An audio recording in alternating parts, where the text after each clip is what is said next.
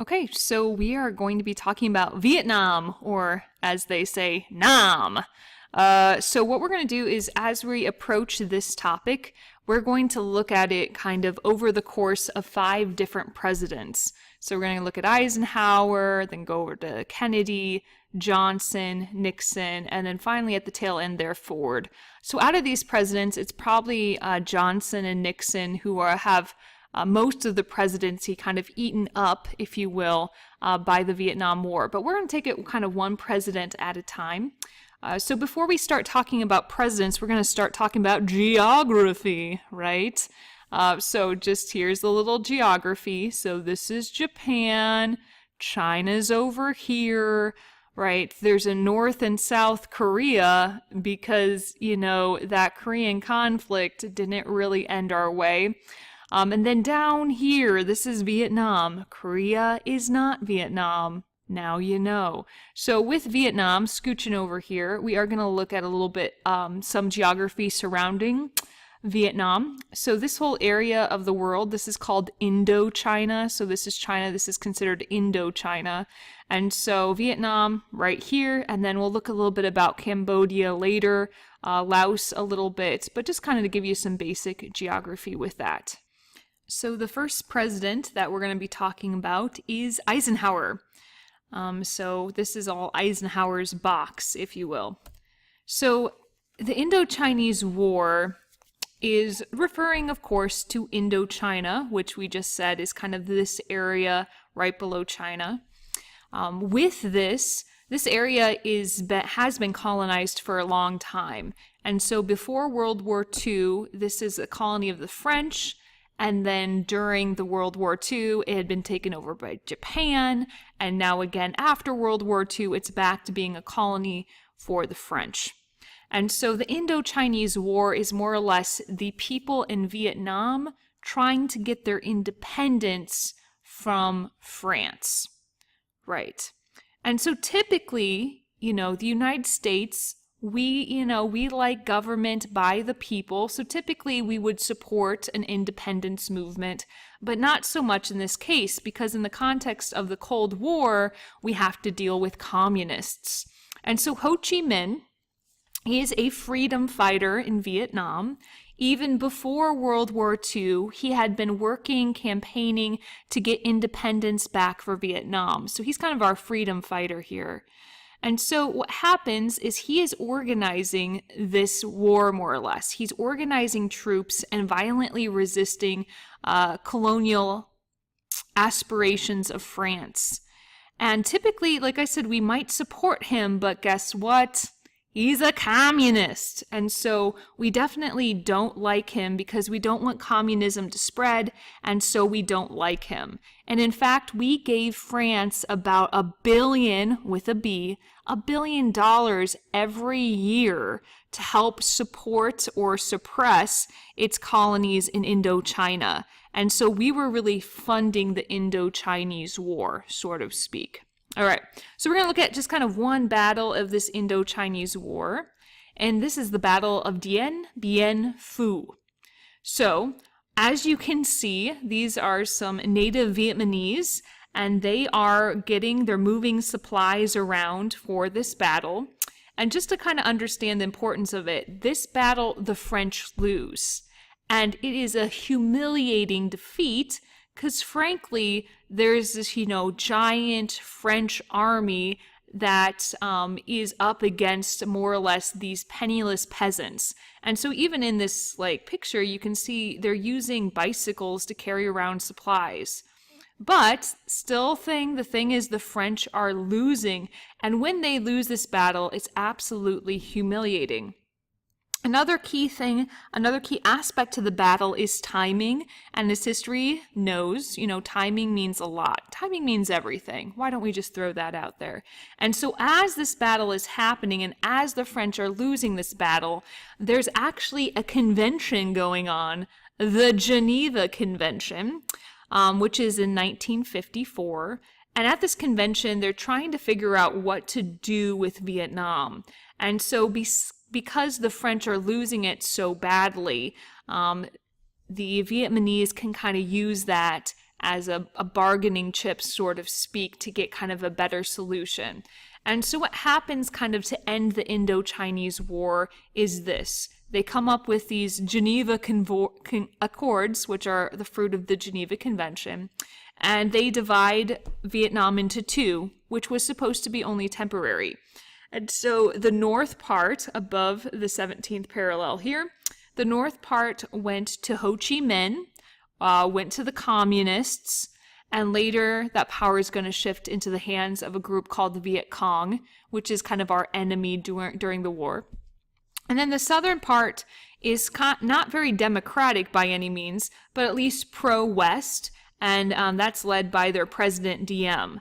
And so this is supposed to be just temporary. In fact, the Geneva Accords said in 2 years what's going to happen is they're going to hold free elections, #democracy, and whoever wins, they win, and that'll unite the country together. Well, 2 years later, the United States realizes that if there is a free election, that the communists are going to win. If there's a free election, the communists are going to take over. And so after 2 years, when we were supposed to help organize the election, we decided not to have it and just kind of keep the status quo. So that was our game plan with that. So just kind of a fun little review of different parallels that we've learned about this year. Why not? Lines of latitude. So just a review, fun stuff. Missouri Compromise, remember that? Yeah. Civil War stuff, yeah. So that was the 3630 parallel, right? Everything above it was going to be free. Everything below it was going to be slaved. Remember that? Overturned with the Kansas-Nebraska Act. Yep. In Korea, it was the 38th parallel that divided North and South Korea. And then once again, here's our, newest parallel, and that is the 17th parallel. And that's only going to be there until, communism happens, and # the communists are going to win this one. Just saying. And so long story short, the Indo-Chinese War is really kind of the precursor to Vietnam. And so we're going to kind of pick up where the French left off.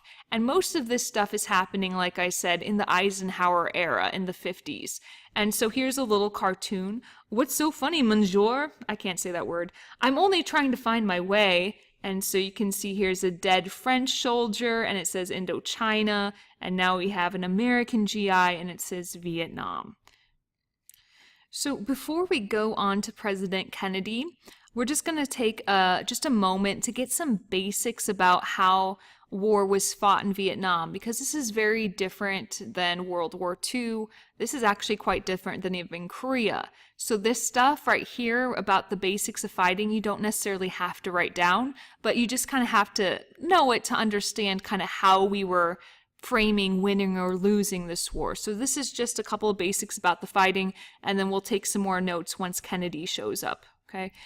So first is, like I mentioned earlier, our enemy is the Viet Cong, right? They're our enemy. And one of the most difficult things to do was determine who was just a normal citizen and who was Viet Cong. It was very difficult to determine who's who. Also, another thing is the Viet Cong oftentimes would dig underground. And so we never quite knew where they were. They really did go literally underground. And you can kind of see some of the tunnels here, right? Here's a trapdoor entrance, that sort of thing. Here's a little guy picking through. We would never know how they got in, how they got out. And so the Viet Cong were very difficult to find and very difficult to kind of distinguish between, like I said, a citizen and a freedom fighter, or a citizen and a Viet Cong. Also, we considered Vietnam, how we're going to win it. It's a war of attrition. So we win when they give up. The idea is to wear down the enemy, kind of break their spirit. So each Viet Cong dead, in our minds, was a step closer to victory. It wasn't about taking more and more land. So like, in Korea, we talked about kind of pushing past the 38th parallel, getting more land, getting closer to China. It's not about the land we're getting, but it's about literally how many people we're killing. So the idea is the body count would be announced at the end of each battle, or the body count would be announced on the news every night. And that was really the scale people used to see how the war was going. Because this is not a normal war. It's a war of attrition. We're trying to break their spirits. And a little quote here, the Secretary of Defense, McNamara, said, "If I had thought they would take this punishment and fight this well, I would have thought differently at the start. So we thought it'd be quite easy to break their spirits, but unfortunately that wasn't the case." In fact, as time went on, they kind of dug, no pun intended, dug their heels deeper and deeper. Okay, so let's look at some of the fighting techniques, if you will. So like I said, the problem was we couldn't see where the enemy was, right? Because they're kind of underground, and obviously a lot of Vietnam's kind of like a jungle. And so we use something that's very notorious called Agent Orange. And Agent Orange is a herbicide, right? It's supposed to kill plants, but it's a very powerful herbicide. It was about 50 times more powerful than a typical herbicide you would use. And the idea is this is going to kind of eat up the foliage, eat up the vegetation, so we had a better idea where people are, or so we knew that the Viet Cong couldn't hide. The problem with this is, of course, now we know that Agent Orange is very deadly, right? About 4.8 million people died due to exposure to this, and about 400,000 birth defects were kind of noted because of pregnant women who would be exposed to this herbicide. And besides that, I mean, it goes without saying that most of the veterans' hospitals now are full of veterans who had been exposed to Agent Orange when they were in service and now are suffering multiple health conflicts or health problems because of that. So obviously it wasn't just about kind of killing off the vegetation, but the negative effects were definitely there as well. Another kind of notorious weapon we used in Vietnam is napalm.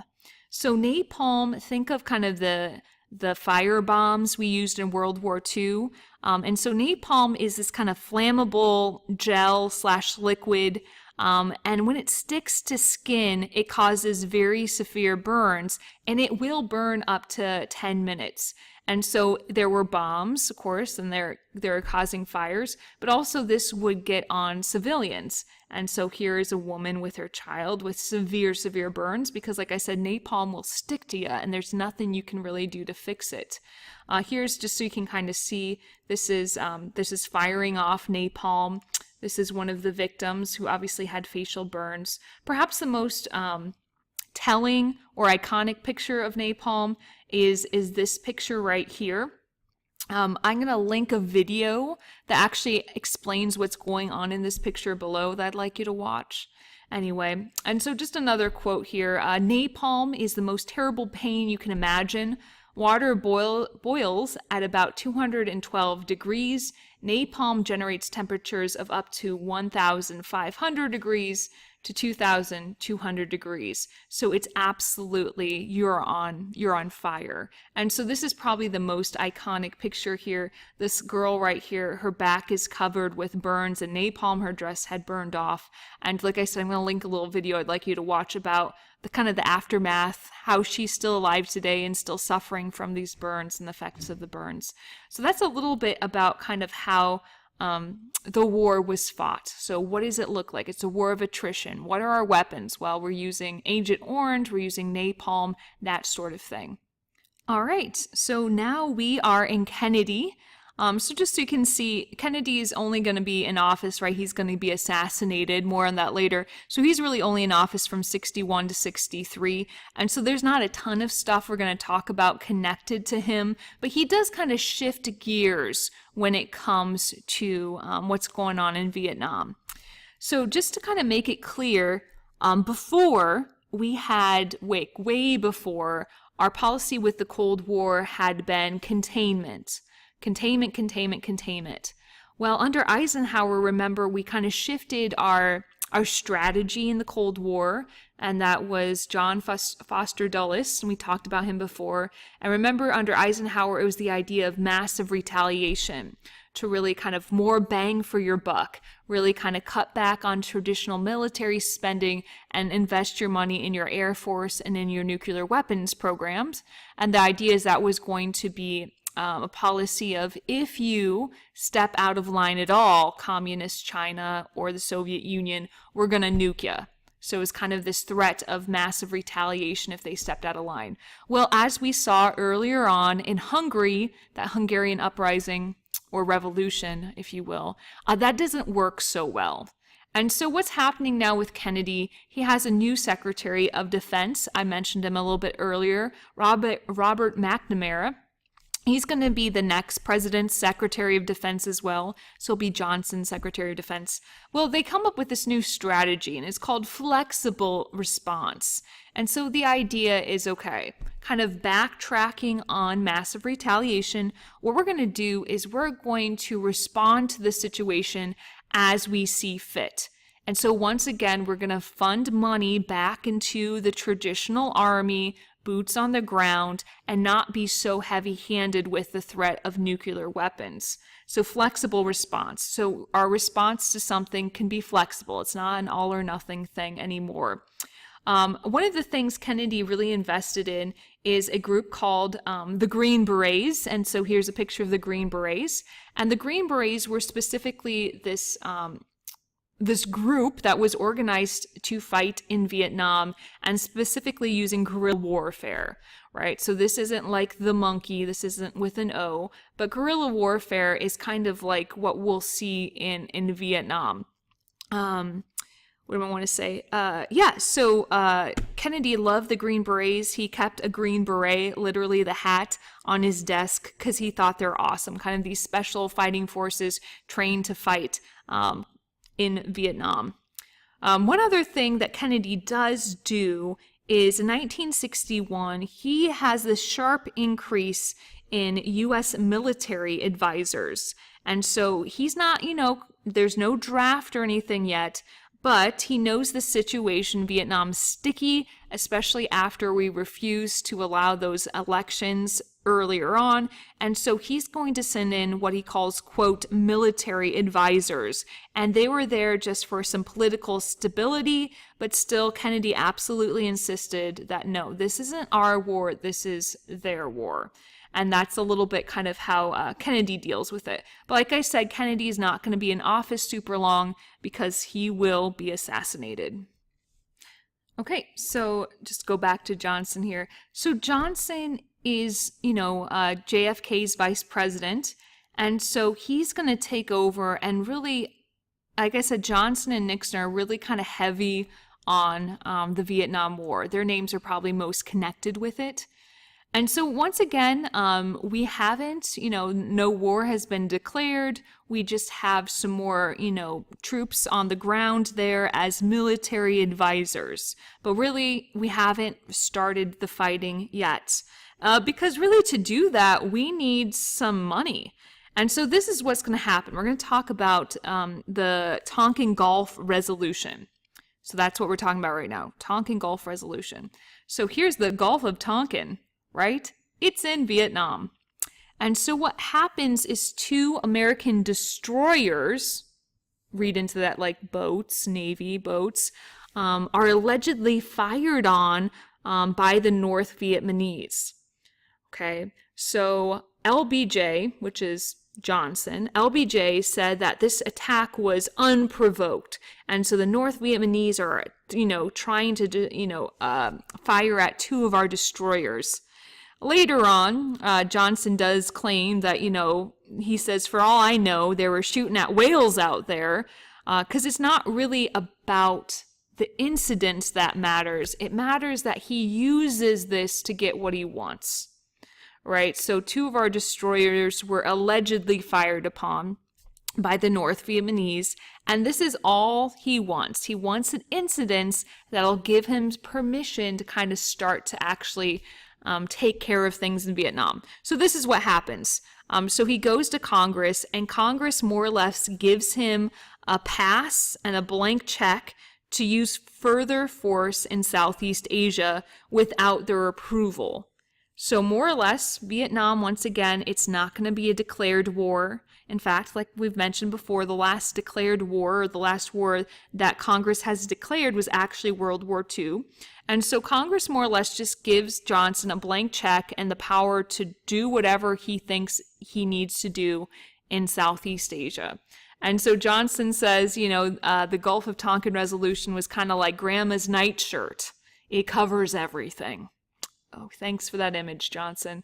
And so, like I said, it's not really about the fact that North Vietnam may or may not have been firing on our ships. It's more or less, this is an incident that, Johnson's going to use to get some more money, get some more power. Okay. Next thing that happens is we're going to see Operation Rolling Thunder. Where did it go? There it is. So this is going to be happening in 1965. And it's in response to an attack on a U.S. air base. So after this attack on a U.S. air base, we're going to do this full-scale bombing of North Vietnam. So this is kind of our first very much aggressive move towards North Vietnam. And you can kind of see the meme here. If you don't come to democracy, democracy will come to you. Operation Rolling Thunder, kind of this mass bombing of, or I should say a full-scale bombing of North Vietnam. Like I said, and this is in 1965. And so I'm just going to kind of give you some numbers so you can see how much this is escalating under Johnson's presidency. So these numbers, you don't need to memorize them, but just kind of to get a relative sense. So by 1965, the end of 1965, there are 184,000 Americans over looking for the Viet Cong. So 184,000 in 1965. And then by 1968, there was 500,000. And we were spending about $30 billion, with a B, $30 billion a year on our efforts in Vietnam. So you can see it's definitely escalating during Johnson's presidency. Okay, so let's look at a turning point of the war, shall we? We shall. Turning point. Tet Offensive. So this is the turning point of the war. The idea is Tet is the name for the Vietnamese New Year. Okay, and so what's happening is this, like I said, is the Vietnamese New Year. And this is an offensive, so it's against the United States forces. And what happens is the Vietnamese attack simultaneously at the same time 27 key cities in South Vietnam. And so you can kind of see down here on the Tet Offensive, all of these little stars represent different cities. They're attacked at the same time. And so this is a surprise attack. We didn't see it coming, right? It was their new year. And so this is something that we win, militarily speaking, right? We're able to repulse all of these different attacks, right? But the thing is, this is one of our first televised wars. And so people are watching this on TV, and people are starting to question if we really are winning this war. So it's a turning point in the sense that this is the turning point, the point at which Americans are starting to question if we can or if we are actually winning the war. So it's a victory speaking, military speaking, right? We're able to repulse attack. But really, when it comes to the media, when it comes to morale, when it comes to support at home, this is a turning point. At this point, most Americans looking at this, watching this on TV, are thinking, goodness, do we even have a chance of winning this? All right. One more thing with Johnson we're going to look at is the My Lai massacre. So this is going to happen during Johnson's administration. This is going to happen in 1968, but it won't actually break the news until a couple years later. But we'll talk about it because it's happening during Johnson's administration. And this is definitely a low point for Americans and their involvement in Vietnam. So what it is My Lai, let me get me to a picture here. There you go. My Lai is this little hamlet, like a little village in Vietnam. And what happens are our troops attack this village, burn it to the ground, and in the process kill about 500 men, women, and children. There's reports of gang rape, there's reports of bodies being mutilated, and so this is absolutely U.S. troops terrorizing this hamlet, killing everybody, burning everything down. And to make matters worse, we tried to cover it up. They tried to cover it up. High-ranking officials tried to cover up, pretend like it never happened. And so ultimately what happens is only one person is found guilty of this, and they only serve 3.5 years of house arrest on what was a lifelong sentence. And so not only is this, Americans absolutely terrorizing civilians, but the government covered it up and no one was really charged with it, right? Only one guy was charged with it and he got off rather easily. And so these are just kind of, like I said, this is a little flavor of what's going on in Vietnam during Johnson's administration. So once again, there's going to be a lot to say about the Vietnam War and Nixon, so hold on tight. So when Nixon comes to power, he kind of announces this program called Vietnamization. And the idea is he wants to give the war back to the people in Vietnam. He wants the U.S. to kind of step back and try to give the control, give the, responsibility back to the people in South Vietnam.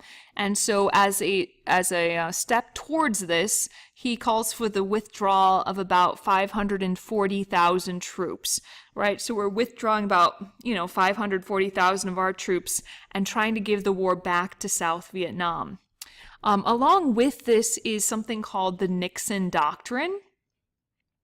And what this is he's announcing that he's going to honor existing defense commitments, like in South Vietnam. But in the future, they would have to fight their own wars without support of a large group of troops. So more or less Nixon saying, okay, Nixon Doctrine, we're going to continue to honor our commitment here, but in the future, we're not doing this again. We're not going to send these large ground troops into any areas like this. So, we talked about the Truman Doctrine or the Eisenhower Doctrine. Now, this is the Nixon Doctrine. We're going to hold our commitment here, but in the future, we're not going to send large ground troops. All right, something that's happening domestically during Nixon's administration is the Kent State shooting. So in a nutshell, what's going to happen is there's a college campus at Kent State in Ohio. There's a picture of where it is. And ultimately what's going to happen is our National Guard troops are going to end up firing into a crowd of college protesters, killing 4 students and wounding 9 others. So that's what's happening in a nutshell, but I'm going to give you some more detail. So this is kind of, stateside for sure. So there's Kent State, Ohio. So this is of May of 1970.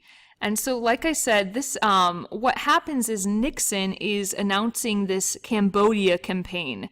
So Cambodia, as you can see, Nixon's pointing, is right next to South Vietnam. And what's happening is the Viet Cong are going down in Cambodia and then launching attacks in South Vietnam, kind of using Cambodia as a springboard. And so Nixon had just announced earlier that they're going to start, a campaign to go after Cambodia as well. And so these protests are kind of sparked by that announcement. And so these protests on campus started kind of 3 days prior to the shooting. So, for example, some of the protesters lit the ROTC building on fire, and 1,000 students kind of gathered around, cheering. They were throwing beer bottles at the firefighters, trying to put it out. And so this happened maybe like 3 days before the shooting took place. The next day, crowds gathered, but the National Guard was sent in. The National Guard started to throw tear gas, and that kind of broke up the crowd. But it's kind of that third day of protesting where things really got out of hand. Oh, so there's the ROTC building in ashes.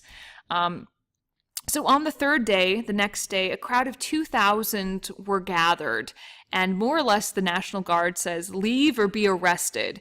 And they couldn't use tear gas really because of the wind. And so most of the crowd dispersed, but there was still some remaining. And what happened then is the National Guard just opened fire. They shot 67 rounds, which means 67 bullets, into this crowd. As I mentioned, it killed 4. So here are the 4 students who were killed. 2 of which weren't even a part of the protest. It was a time where people were walking in between classes, and 2 of them were simply on their way to class, had nothing to do with the protest. And then, like I said, it wounded 9 others. Out of the 9 that did survive, there's at least 1 gentleman that was paralyzed from the waist down and still in a wheelchair due to this. And so, so then this is, obviously a huge deal.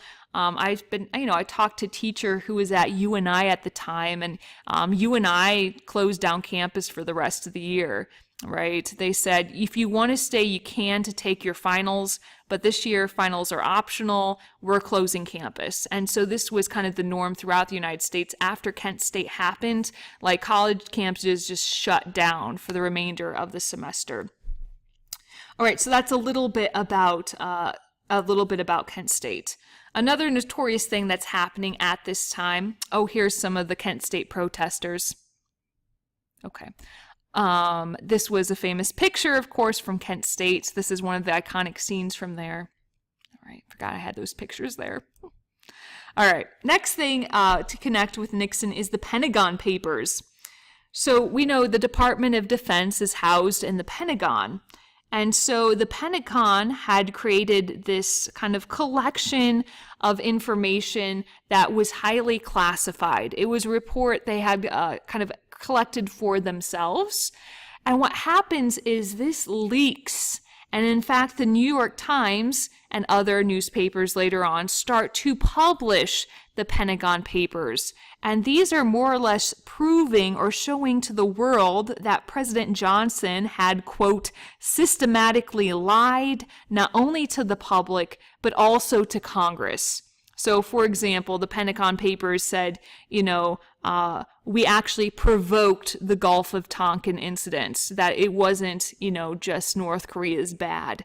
And so it's just kind of proof to Americans that the president had been lying to them.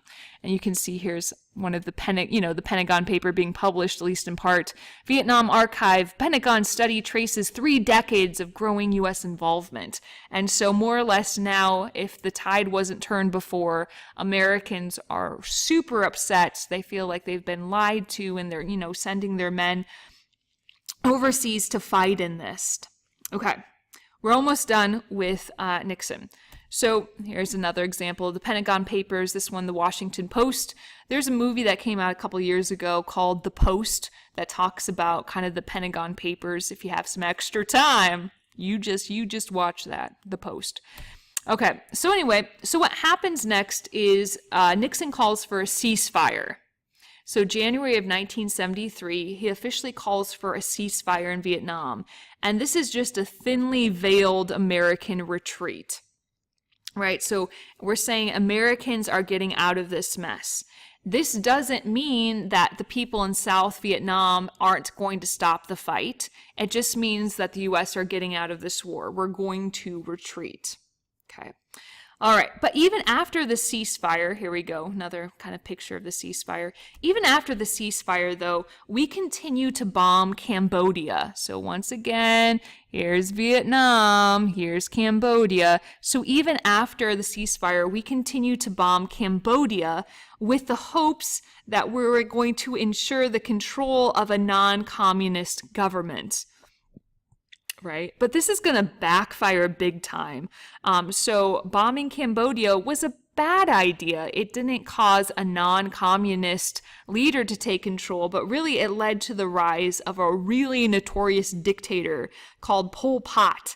And so once Pol Pot gets control of Cambodia, he's actually going to cause the death of about 2 million of his own people. And so here you can see Pol Pot's burning in hell. And there's Hitler saying, "Welcome to hell, Pol Pot." Stalin says, "We've been expecting you, comrade." And he's like, "Thanks, guys." Because once again, he's kind of on the level of very notorious leaders who, kill their own people. Last thing with Nixon. Yay. Last thing with Nixon is something called the War Powers Act. So, we know since the Gulf of Tonkin resolution was passed, Johnson had more or less done what he wanted. He used the strategy he wanted. He spent the money he wanted. But now Congress is saying, wait a minute, we shouldn't have done that, right? We want some of our power back. And so Congress passes something, like I said, called the War Power Act. And what this does is it says that the president has to report to Congress within 48 hours after sending troops anywhere. So if the president were to send troops to Cambodia, for example, the president would have to report that troop movement within 2 days. Okay? If Congress didn't approve of this situation, if Congress didn't like this movement, then the president would have to end that within 60 days. So say, Nixon sends troops into Cambodia. He reports it to Congress within 2 days. If Congress says, no, Nixon don't like it, then Nixon would have 60 days to withdraw troops from Cambodia. And I'm just using Cambodia as an example. This wasn't created with regards to Cambodia at all. But it was Congress trying to reel a little bit more power back into their camp. And so that's kind of Nixon's involvement with Vietnam. All right, last but not least, we have President Ford, a president no one really ever remembers. Sorry, President Ford. More on him later. And so what's happening is, right, there had been a ceasefire, right? There had been the Vietnamization, whatever. But the people in South Vietnam haven't surrendered yet. They're still fighting. And so what's going to happen is we're going to see under Ford's administration the official end of the war when the South Vietnamese president actually surrenders. And so this is marked by the fall of Saigon, April 30th, 1975. And so Saigon is over here. Hey, Saigon, it's a city. Good job. After it falls, after the war ends, they rename it Ho Chi Minh City. So you can see on the map it says Ho Chi Minh City. But what happens more or less is soon after the U.S. retreat, North Vietnamese forces are getting more and more control of land. They're kind of encroaching further and further and further and south until really the last major stronghold of South Vietnam is left. And so Saigon is kind of like the straw that breaks the camel's back. So by April 30th in 1975, the president of South Vietnam officially surrenders unconditionally. And, the people of North Vietnam, remind them that only the Americans have been beating. You are patriots now. You are considered to be a part of us. And so the people of South Vietnam, quote unquote, are welcomed back by the people of North Vietnam. And so the fall of Saigon really is the ending of the war, if you wanted to give it a date. And so even up to the last hours before North Vietnamese troops show up, Americans are, crowding into airplanes that are bringing them out to naval ships. We try to rescue some of the South Vietnamese who had helped us because we knew once the communists got there, there would be a lot of retaliation towards those who were really fighting against them, towards the South Vietnamese that were loyal to the United States. And so we do try to evacuate as many people as we possibly can. But yeah, under Ford's administration, April 30th, 1975, that is the actual end of the war.